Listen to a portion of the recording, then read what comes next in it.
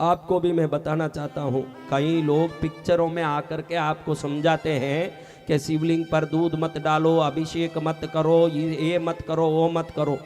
ये जो बोलता है ना हीरो, ये खुद मजार पर जाके चादर चढ़ाने वाला होता है, वो हमको ज्ञान देता है।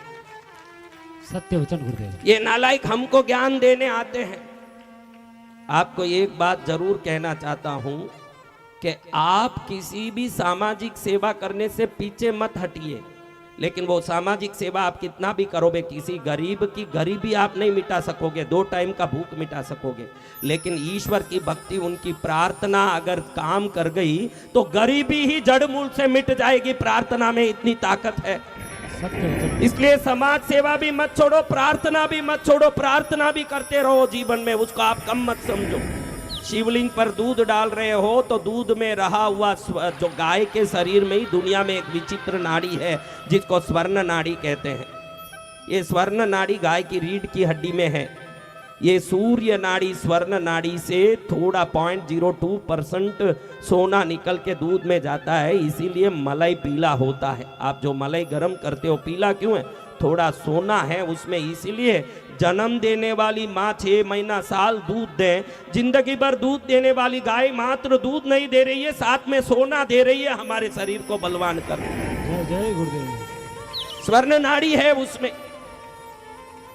शिवलिंग पर जब हम दूध डालते हैं तो ये सोना फ्रिक्शन का काम करता है शिवलिंग पर, तो उस समय उधर से एक रेडिएशन क्रिएट होता है। आप कितने भी शरीर से कमजोर हो, मन से कमजोर हो, दूध अभिषेक शिवलिंग का होता, उस समय अगर वहाँ खड़े हो तो वो जो साइंटिफिक रेडिएशन उस सोने के तरंगों से निकलता है, क्योंकि आप डायरेक्ट सोना किसी पर डाल नहीं सकते, दूध में जो तरल पदार्थ है, इसलिए वो सोना पड़ता है शिवलिंग पर, तो दोनों में घर्षण होता, लिंग और दूध में। जब वो तरंग निकलता, उस वलय में आप खड़े रहोगे तो कितना भी मन अशांत हो, शरीर रोगी हो, रोग भी मिटेगा ना, मन भी मजबूत होगा। ये अभिषेक का प्रभाव है।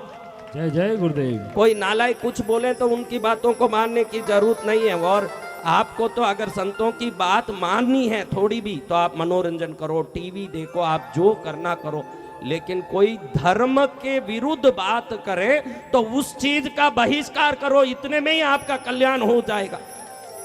धर्म विरुद्ध चीजों को सुनना नहीं चाहिए। उसमें सच्चाई होगी क्या, अच्छाई होगी क्या, वो सोचना भी पाप है। धर्म अगर ऋषि मुनियों ने बनाया है, वो अच्छा बुरा जानने वाले थे, उन पर छोड़ दो अच्छा बुरा, हमको तो सिर्फ उसका आचरण करना है और कुछ नहीं करना। सत्य। धर्म के प्रति हमारे दिमाग में क्वेश्चन मार्क लाने जितने हम, देखो भाई, स्कूल में परीक्षा पेपर स्टूडेंट तैयार करेगा कि टीचर तैयार करेगा? टीचर। बोलो आप। टीचर।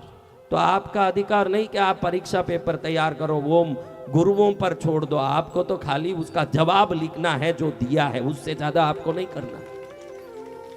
जो लोग आके बोलते हैं कि ये दूध बेकार हो रहा है, मंदिर मत जाओ, आप पूजा मत करो, आप समझना कि आपको बिगाड़ने के लिए कोई षड्यंत्र रचा जा रहा है। आप अपने भक्ति में लगे रहो, और जब तक आप भक्ति में लगे रहोगे, आपको संसार क्या बचाए, आपकी भक्ति बचाएगी आपको, आपके जीवन में कल्याण होगा। फिर मैं कल चले जाऊं, कौन सुनाएगा? आज ही सुना दे तो अच्छा है। फिर गए बाद में आप बोलोगे कि महाराज तो गए, अब कौन सुनाए? YouTube में देखते रहो।